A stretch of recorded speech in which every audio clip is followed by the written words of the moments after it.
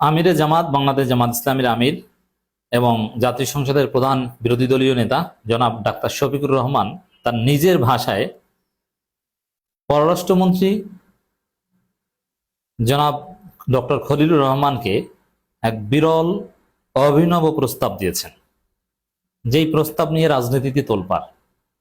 এই প্রস্তাবে জামাত শিবিরও আশ্চর্য, এবং আমি এই প্রস্তাব নিয়ে ডিটেলস আলোচনা করব, উচিত অনুচিত, ফলাফল কেন করেছেন, সবকিছুই থাকবে এই আলোচনায়। তবে শুরুতেই বলে নিতে চাই, ডাক্তার শফিকুর রহমানকে ক্ষমা চেয়ে পিছু হটতে বাধ্য করতে হবে। অ্যাবসার্ড, টোটালি অ্যাবসার্ড একটা ফালতু সিদ্ধান্ত নিয়েছেন আমিরে জামাত। এটা হতে দেওয়া যাবে না, অ্যাট এনি কস্ট এটা ঠেকিয়ে দিতে হবে। কি উদ্ভট চিন্তা, মানে কে এইসব চিন্তার বুদ্ধি দেয়? আসলে এর মধ্য দিয়ে জামাতের বিরোধী দল হিসেবে তো লেজিটিমেসি ক্রাইসিসে ভুগবে এবং নানান প্রশ্ন এখানে উত্থাপিত হবে। জামাত কি আসলে বিরোধী দল, না আমিরে জামাত কারো ফাঁদে পড়েছেন যে জামাতকে মাইনাস করে এনসিপি কে এখানে বিরোধী দল বানানো হবে, জামাত বিরোধী দল হিসেবে ধৈর্য হয়ে যাবে, স্বাভাবিকভাবেই এনসিপি সেখানে রাইজ করবে। এরকম ফাঁদে ফালানোর চেষ্টা হচ্ছে জামাতকে, এবং আমিরে জামাত সেই ফাঁদে পা দিয়েছে। বাংলাদেশের রাজনীতির রিয়ালিটিতে আমিরে জামাত যা বলছেন এটা পুরোপুরি উদ্ভট, ভিত্তিহীন এবং অবিবেচনা প্রসূত সিদ্ধান্ত। দেখেন কি, নিজের ব্যক্তিগত উপদেষ্টাকে পররাষ্ট্র মন্ত্রণালয়ে পদায়ন চান বিরোধী দলীয় নেতা। এর মানে ডাক্তার শফিকুর রহমান, খবরটা একটু আপনাদেরকে জানাই, জাতীয় সংসদের বিরোধী দলীয় নেতা ও জামাত ইসলামের আমির মোহাম্মদ শফিকুর রহমান তার পররাষ্ট্র বিষয়ক উপদেষ্টা অধ্যাপক মাহমুদুল হাসানকে পররাষ্ট্র মন্ত্রণালয়ে দেখতে চান। মন্ত্রীর পদমর্যাদায় তাকে মন্ত্রণালয়ে পদায়নের জন্য পররাষ্ট্রমন্ত্রী খলিলুর রহমানকে অনুরোধ জানিয়েছেন বিরোধী দলীয় নেতা। দেখেন এই অনুরোধের মধ্য দিয়ে কতগুলো ক্রাইসিস।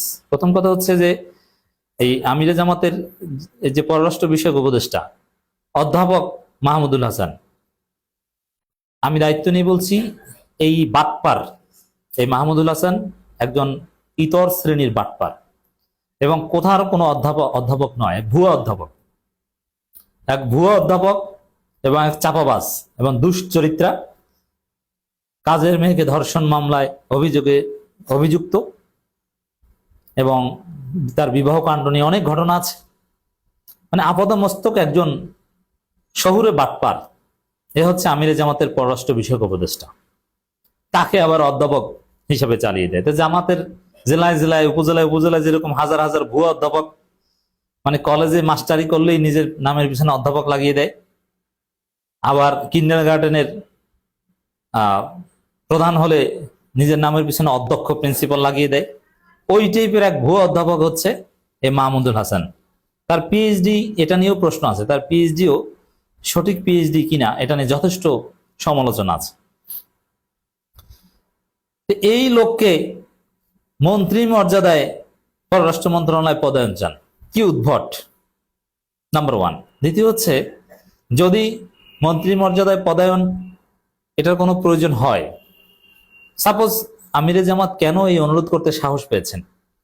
বৃহত্তর কোনো আন্ডারস্ট্যান্ডিং আগেই হয়েছে যে আমরা ভাগ বাটোয়ারা করে খাবো, একটা মেটিকুলাস ডিজাইন এবং ফলাফল কারচুপি সত্ত্বেও জামাত মেনে নিয়েছে কোনো একটা শর্তে যে তোমাদেরকে কিছু দেওয়া হবে, ডেপুটি স্পিকার এবং মন্ত্রী মর্যাদায় আরো কিছু লোকজন, এমনকি তোমাদের পন্থী কিছু রাষ্ট্রদূত এগুলোও কিছু দিব, এরকম কোন একটা আন্ডারস্ট্যান্ডিং ডেফিনেটলি হয়েছে। না হলে আমিরে জামাত এই চিঠি দেওয়ার সাহসী পাওয়ার কথা না। তো যদি এরকম হয়েও থাকে, এই চিঠি দেওয়ার যদি যৌক্তিকতা দরকার হয়েও থাকে, আরে ভাই আপনি আর লোক পেলেন না?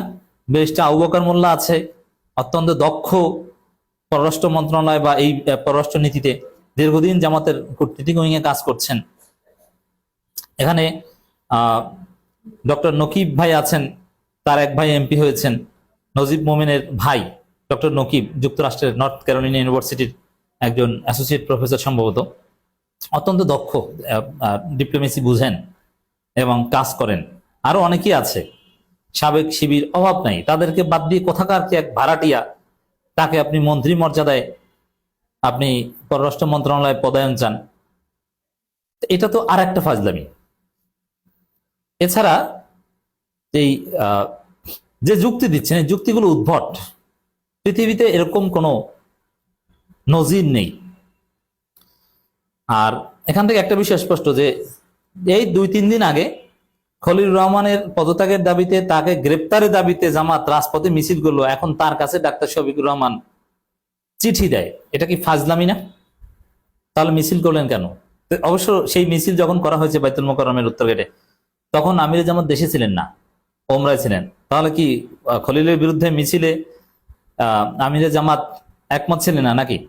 মিনিমাম একটা লজ্জাবোধ, একটা একটা মিনিমাম কার্টেজি তো আছে। যে লোকের গ্রেপ্তারের দাবিতে, যে লোকের পদত্যাগের দাবিতে আপনারা মিছিল করলেন, সেই লোকের কাছে অনুরোধ করে এখন চিঠি দেন।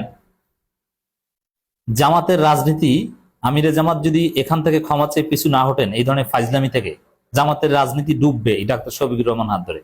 জামাতের রাজনীতি যেরকম আকাশচুম্বী উচ্চতায় পৌঁছে গিয়েছে, ডুবানোর একটা রাস্তায় নামছেন।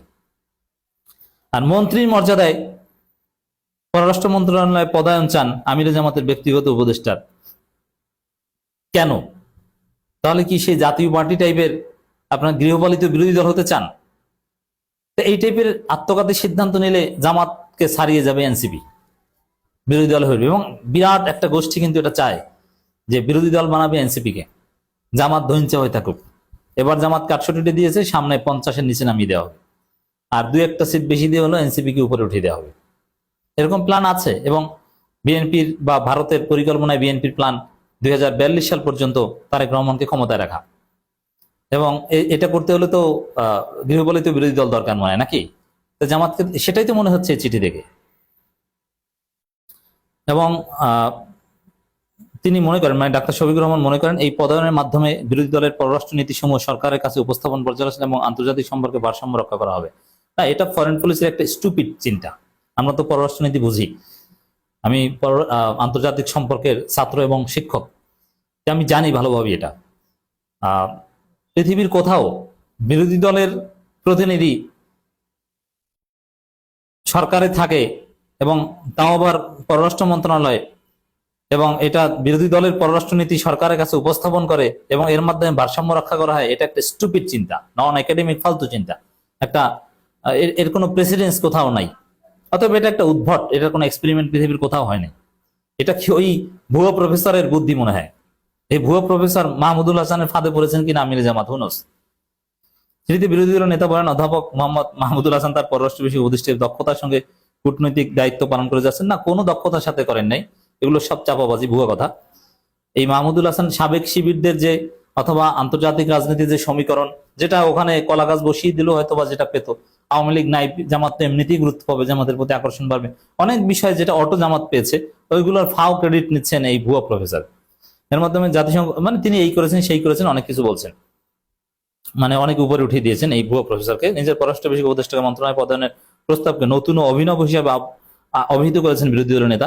তার মতে অধ্যাপক মাহমুদুল হাসানের পদায়নের মাধ্যমে জাতীয় সংসদের বিরোধী দলের পররাষ্ট্র নীতি সমূহ বাংলাদেশ সরকারের কাছে উপস্থাপন পর্যন্ত আন্তর্জাতিক সম্পর্কে ভারসাম্য রক্ষা পাবে। আন্তর্জাতিক সম্পর্কে ভারসাম্য মানে কি, এইটাই তো বলতে পারবেন না। আপনি কিসের ভারসাম্যের সংজ্ঞা নিয়ে এসেছেন? খলিলুর রহমানের কাছে শফিকুর রহমান লিখেছেন, ভূ রাজনৈতিক গতিশীলতা এবং দেশের পররাষ্ট্রনীতি একসঙ্গে পরিচালনার জন্য পদায়নটি সরকারের কাছে বিবেচনার জন্য সুপারিশ করছি। এই সুপারিশ যেন সরকার না মানে এবং এই সুপারিশ মালা যেন জামাত প্রত্যাহার করে, আমরা সে অনুরোধ করছি। জামাত মনে হয় কারো ফাঁদে পড়ে, কে এই বুদ্ধি দেয়? এটা আমিরে জামাতের বুদ্ধি না, তিনি এতদূর বোঝার কথা না। এটা ওই মাহমুদুল হাসান মনে হয় ফুসলিয়ে এই বুদ্ধি দিয়েছেন। এটা অভিনব, নতুন না, এটা ফালতু।